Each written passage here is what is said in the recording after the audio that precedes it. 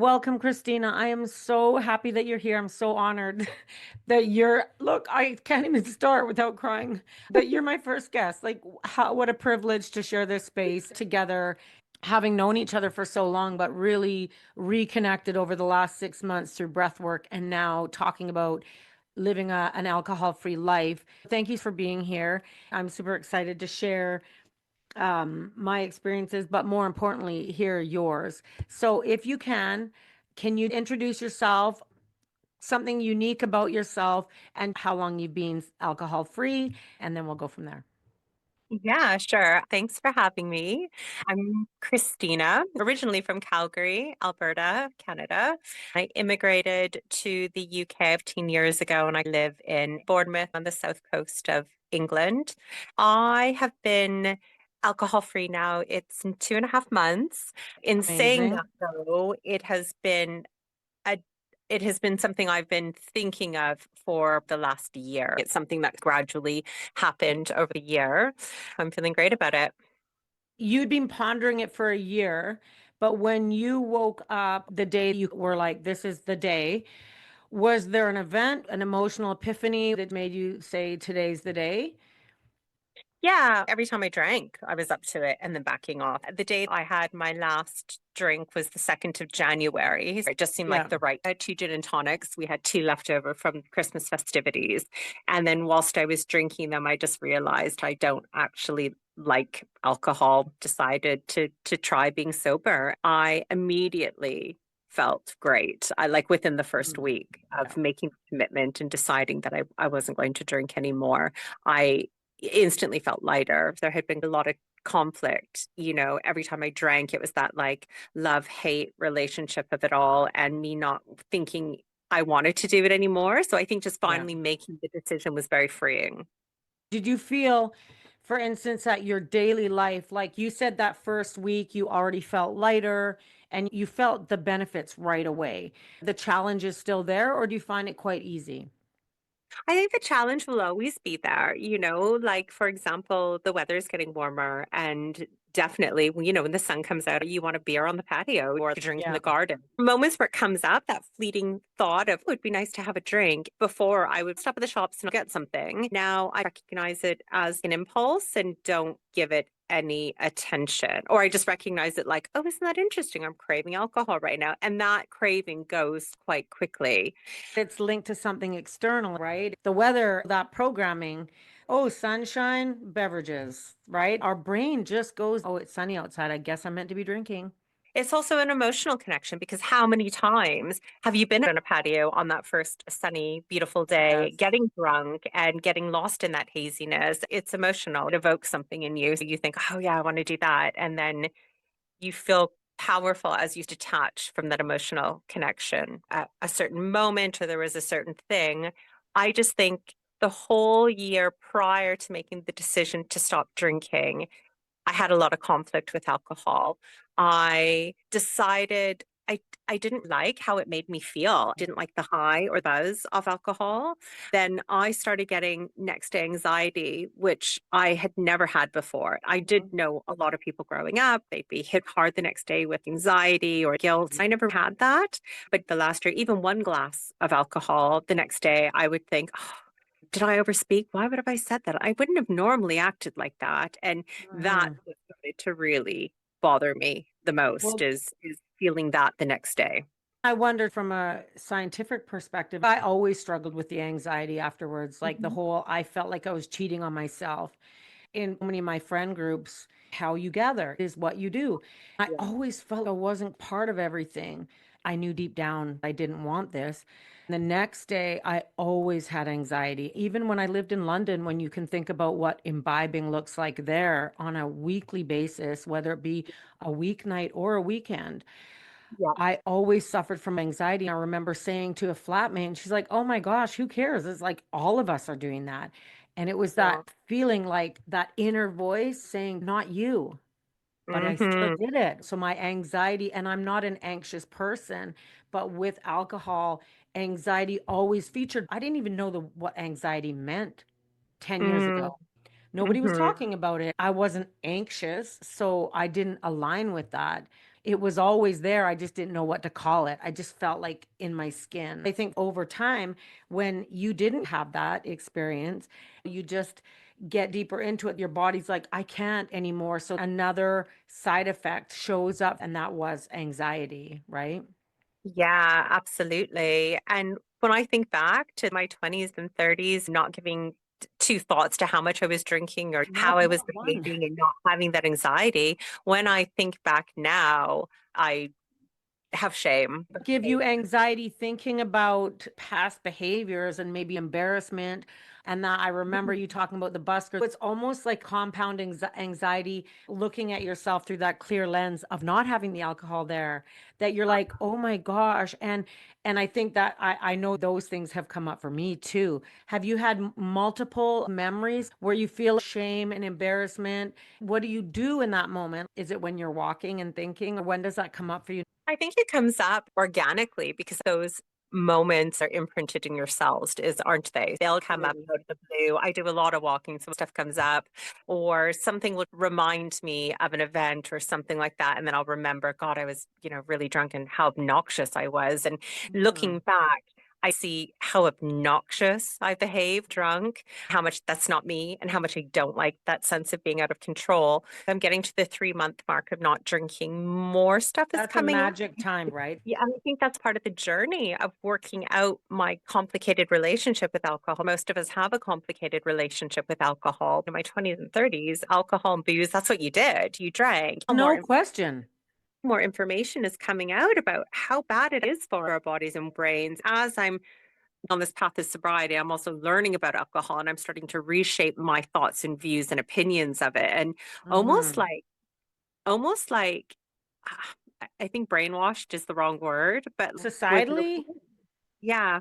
I think it's a great word. Advertisements on TV are all people at the lake having Mhm. fun at the beach. It's all glamorized. Christmas parties, events, that's how you celebrate, right? Now they're starting to with alcohol-free beer and alcohol-free gin bars opening up, but there didn't used to be any imagery that was associated with something negating, like an alternative. When you think about growing up watching TV and there's advertisements on all the time, that's just slowly seeping in, and then your circles and maybe your parents and friends and family, like it is so endemic that it is a form of, because the great thing about that is we can brainwash in the opposite direction as well, or rewire or reprogramming. Brainwashing has a negative connotation, but it's Yeah, still programming, right?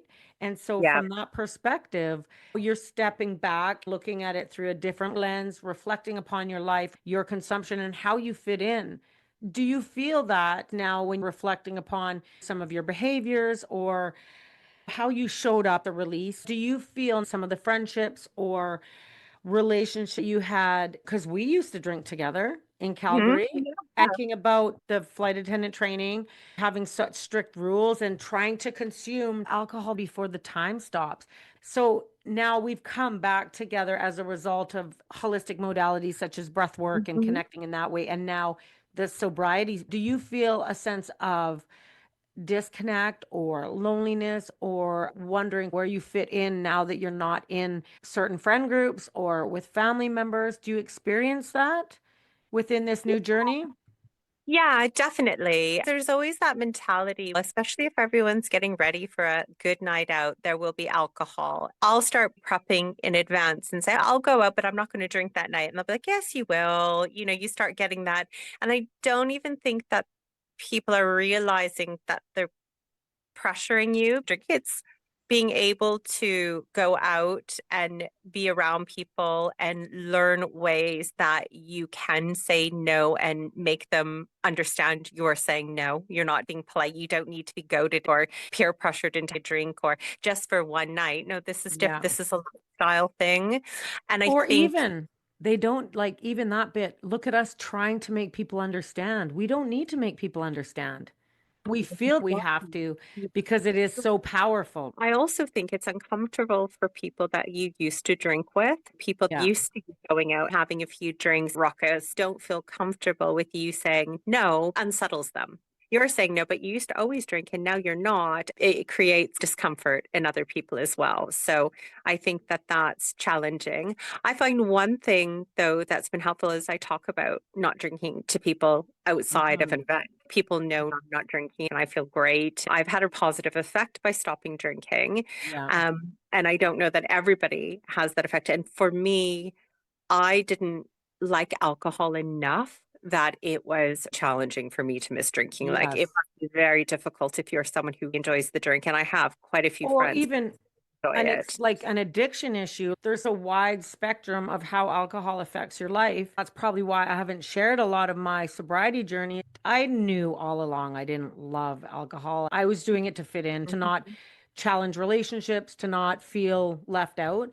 From that perspective, I think when I walked away, I haven't wanted a drink. It's never Yeah. crossed my mind. I feel empathy for those struggling daily. That's a Yeah. whole different story. And to break away. So not only are you dealing with your own issues, then you're thinking about breaking away from that safety net of the people who you did drink with. We go straight into feeling, and I have an immense gratitude to have stepped in. You mentioned 1 week and you felt better. I felt better on day one. Lines emotionally. When you step away, you start experiencing health benefits right away. Not everybody has that experience. That's why I feel grateful. I've been muted around this topic and only starting to talk about it is because we're allowed to all be on a different space and a different, I have a friend who reached out and identifies as an alcoholic. She doesn't work a Mhm. program, she doesn't go to any meetings, but how she feels is she's like, I'm an alcoholic and I only gave myself that gift of admitting that a year ago.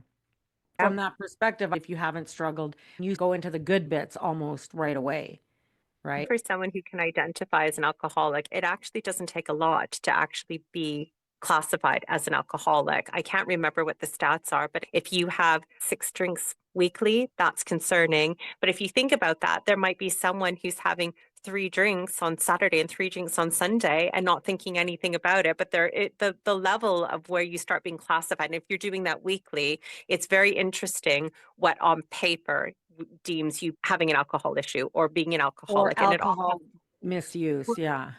it all has to do with the dopamine effect on your brain, right? And the Yeah. pain trigger that goes along with it. We talked about anxiety after alcohol. Part of stopping drinking, I've started breaking down what I was taught about alcohol. It's fine. You go out, you party, you get wild. Whoops, you blacked out. Well, that happens. We had a great mentality to start learning about alcohol. It wasn't until I went on this sober journey where I came across my first podcast where he said alcohol's a poison. Yeah. It is classified a poison and one of the only substances that cross the blood-brain barrier. Yeah. Once I started learning about it, it was shocking to learn And what it it's was. and it's it's sad that's all being stifled and responsible for 7 kinds of cancer. 7. Incredible. Like that's Cancer and depression, anxiety, inflammation, the list, violence. it's shocking when you start learning about it. That in itself is sobering. The definition of alcoholism is continually changing. There's more information about brain volume loss, cancer, inflammation, depression, anxiety. It's changing. You don't have to be fall down drunk, losing your house to have alcohol holding you back. And it's actually quite criminal that it is being so easily obtainable. Like even look over COVID, the liquor stores didn't Mhm. close. Doesn't that just say it all?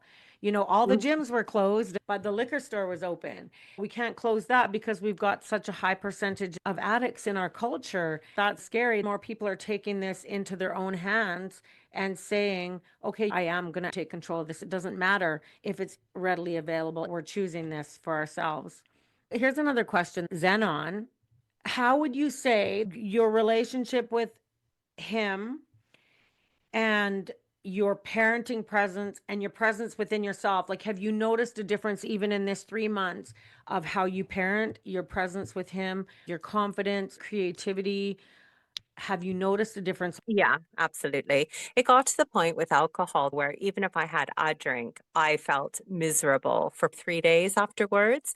And if I had more than a drink and like had a literal hangover, like if I overindulged in alcohol, I would actually describe my hangover. Like I would say to people, my hangovers are really bad. I almost feel like my brain is swollen. Learning about what happens to your brain. It feels like my brain is swollen because it is. I feel like this has been part of a journey of leveling up, becoming more authentic. I think more clearly because I'm not having the ups and downs of putting a poison into my body and having to recover from that. Mhm. But I just feel like it's made me more stable, not so many emotional ups and downs because you don't have a substance influencing you. My son is 9, quite a switched on 9-year-old, but we have conversations about alcohol. He is realizing maybe drinking's not super cool and maybe that's not something I have to do. He's not looking forward to, I can't wait till I'm 18 and I can go and get drunk at the bar. That was very much Yes. the way alcohol was presented to us when we were younger. Doing that in your life just helps them to realize there's other options, you know? Yeah. So, That it's yeah, normal, that it's your natural state to not have alcohol in your home.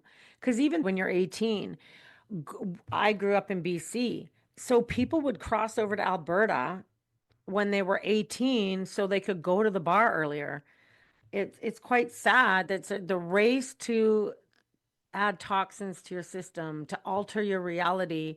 Yeah, I feel when we choose this sober path for our children, Jazzy says to me, Mommy, do you remember when we used to always go to the wine store? I'm like, yes. I sure yeah, do. But now, yeah. if I've got something in a glass, she knows it's an alcohol-free beer or soda Mhm. water. Role modeling, not only are you more present, but the little stuff, like with advertisements, the little things, Jazzy and I talk about that, how it's still a lot of programs that really normalize and programs normalize people always having a wine in their hand or always Yeah. having alcohol there. We have Or this what double way to do it, role modeling, but also the opportunity for dialogue, right?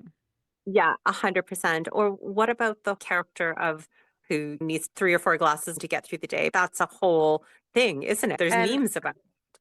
but don't you think that's systemic?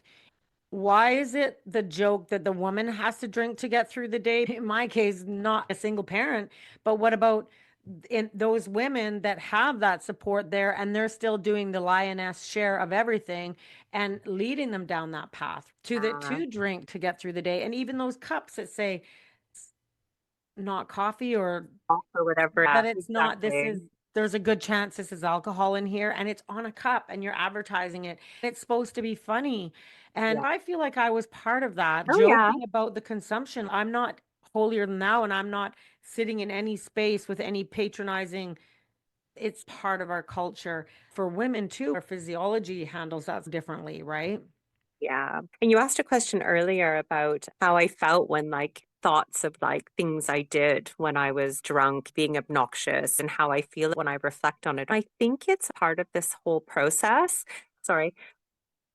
Uh-oh, I'm gonna sneeze. Oh, no, I'm not. The whole process of healing. And I try to not pass judgment on myself. And it's almost like I'm looking at a young person who didn't understand what else was available in life. I was dumbing myself down and not living to my true potential. But I also use it to forgive myself and realize all of that was part of the journey to who I am now. I've not been through AA, but I know there's a part where you ask forgiveness and you apologize to people you wronged. I Yes. almost feel like my need to repent. I have to revisit, look at it, feel it, and let it go. It's part of finding forgiveness and balance within myself, if that makes sense. Even with AA, I've never been to a meeting. I do my own healing through breath work, meditation, and training.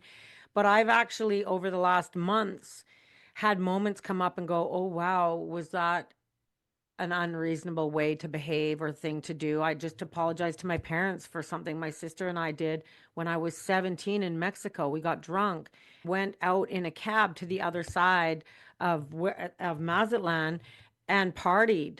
They were on the beach looking for us. I woke up, we were on a hockey tournament. When they showed up, I gave them a hug and I was in tears and I just said, I'm so sorry. And I spoke to Jasmine about it. I said, Jasmine, mommy never would have done that had I not been drinking. So I've sent like lots of apologies. It's cool how it organically comes about, like you said, to repent when you're clearing space within and letting go of that old version. Stuff for me is alcohol related. There's also stuff that comes up that can be like, just sending out an apology and say, hey, did this make you feel this way? She said, no, it didn't bother me. I said, even if it didn't requires an apology, it Yeah. gives you more ability to reflect. Whereas when you're drinking, I just don't feel like you can go to that depth of your being because your body's in fight or flight. It's trying to figure out how to get rid of toxins, talk yourself off the emotional ledge of judgment or anxiety from the hangover. It's neat. That's packaged for people in actual addiction, but it organically starts to happen for you and I in that space. Yeah, absolutely. I also think it's interesting, and not that I'm judgmental because I've been there, but I find that listening to people who are still drinking a lot. I had someone recently who came into work the next day dragging their feet and said, "Oh, I had 2 or 3 glasses of wine last night." And in my head, I'm like, 2 or 3 glasses of wine. When you stop drinking, you realize how much 2 or 3 glasses of wine can do Yes. to you. Or To you. hearing stories about going out and having a bottle of vodka. Oh It, gosh, yeah. my mindset on alcohol has changed. That's been an organic process. I pass no judgment. When I hear the numbers, I'm like, wow, I used to think that was normal too. Now Yeah. it's like, my gosh, bottle of vodka, I'd be out for 5 days. Think of the recovery and how they must be feeling now. And It's the other part is that piece where they talk about how much, and the solution is often another drink. yeah, Like it really yeah. is. And I've done that where I'm like, oh my Oh gosh, yeah. I'm not going to get through today. I feel so depressed and so Oh, anxious, especially if that's your circle. You are still connected with people in that same game. The opportunity exists to do it together. So you can feel like you're healing this emotional state in that moment. You're just pushing it further down, right? and I can imagine if you are someone who enjoys drinking, there even for me, there is a little bit of a space. An exciting event happens. It's like, oh, it'd be nice to have a glass of wine. But I've been on a quest to find something that replaces that need for me. Breath work has a dopamine hit and it helps me remain high and I don't have a come down. Yes. Um, I like reading. So instead of buying that bottle of wine, I buy myself another book and I indulge in things that maybe don't have as many side effects. You can Yeah. get addicted to anything having that dopamine hit, but you can find things to replace. It's not easy, but that's where the discipline piece comes in, being Yeah. disciplined not to give in to your cravings. And as difficult as that is, discipline leads you through a lot, doesn't it? Find something to replace that need is distraction until it becomes natural not to drink. Anything can become an addiction, but not brushing your teeth, putting gas in your car, looking after your surroundings. And I think that from the dopamine bit, that you are creating physiological processes. You're giving yourself the opportunity to maximize on what's going on in your body when you create that dopamine endogenously through breath work, meditation, training, through whatever it is. You like it goes up and then you don't plummet like you talked about it not plummeting. It doesn't come down below baseline. Also Mm. endorphins, your body saying, here's your reward for this path. One of my young clients, when I told him about doing breath work every day, he's like, are you addicted? And I said, well, it's self-care. I don't stop Mhm. drinking water, but it's that perspective that something that you do daily isn't an addiction.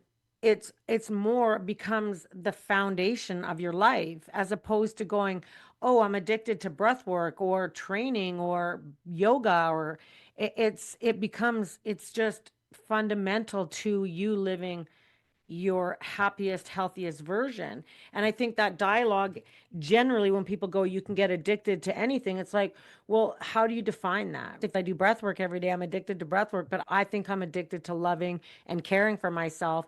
And that word is got those connotations. I'm anchored in to it. You're disciplined enough to choose the breath work, reading, walks on the beach that are nurturing, supporting you. It's that Yeah. positive feedback loop as opposed to addiction. It's discipline, love, and all the good things, right? The healthier you become, the more you remove poisons like alcohol, and there's lots of other poisons. We won't go into that, but the Yeah, more you we've got remove yourself from all of that, the more you realize what you're capable of. The final piece was deciding to stop drinking and deciding not do that cycle of damaging myself and having to yeah, recover.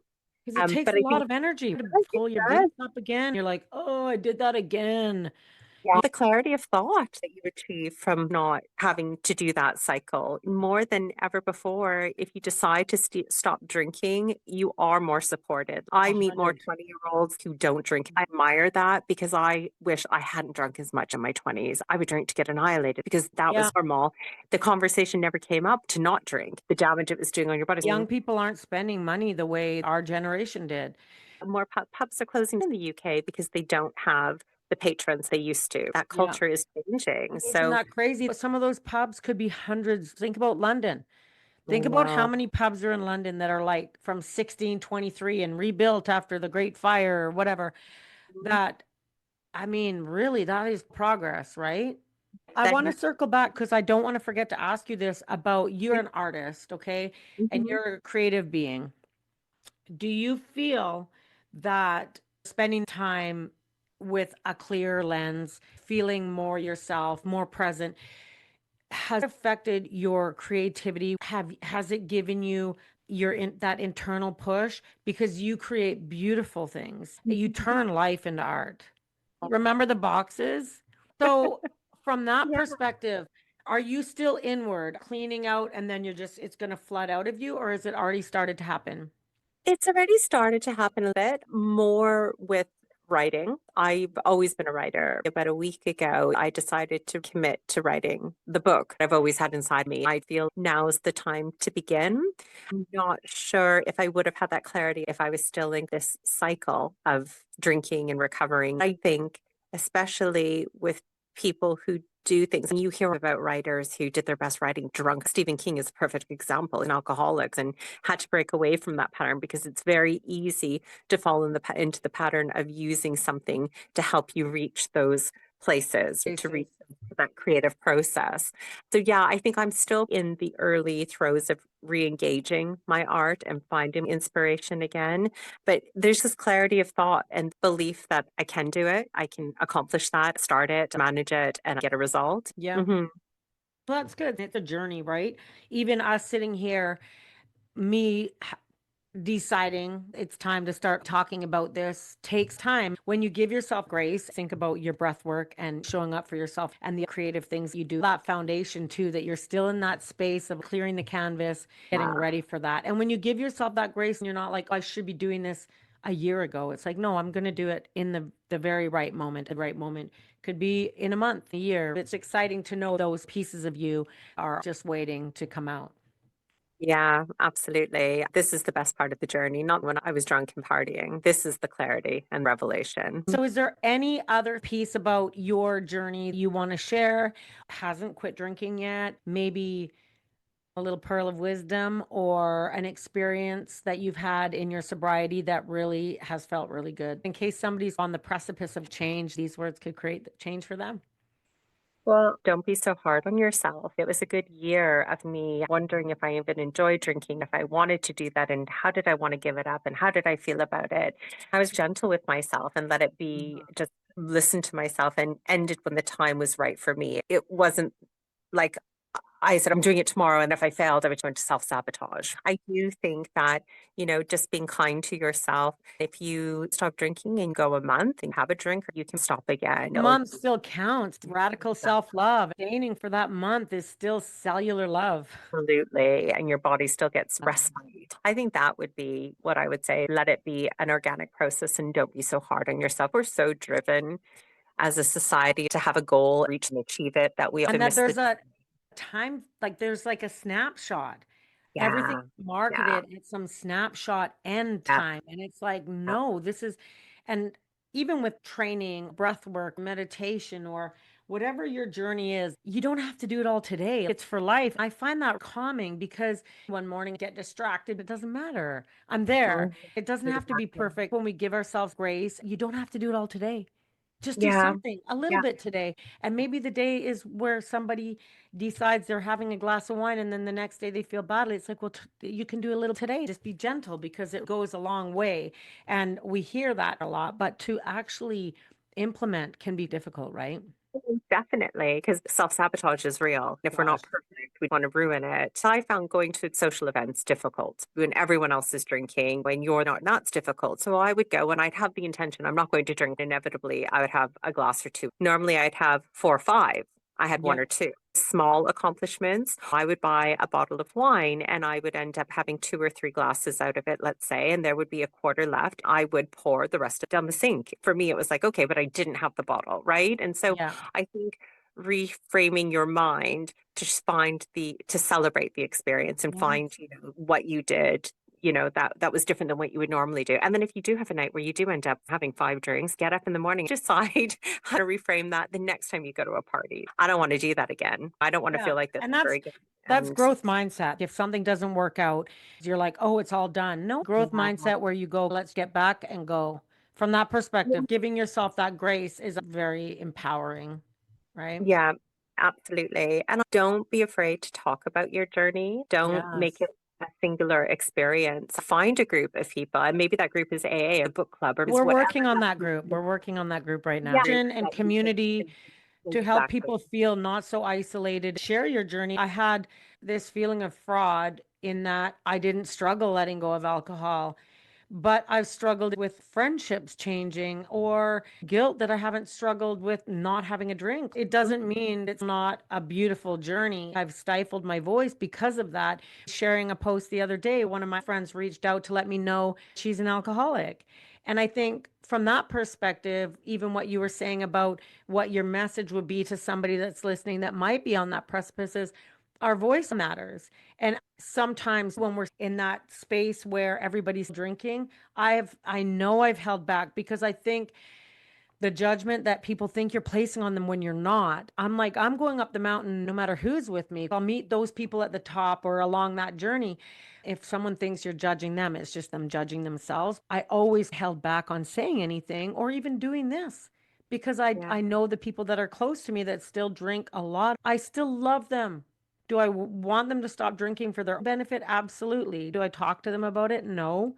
It's not a competition. My voice doesn't matter. No, all our voices matter. And when we connect like this and share, think about conversations before breath work. We're an hour late because we're speaking our truth. When we do that, no matter if one person or 100,000, it's an opportunity to share what you're feeling.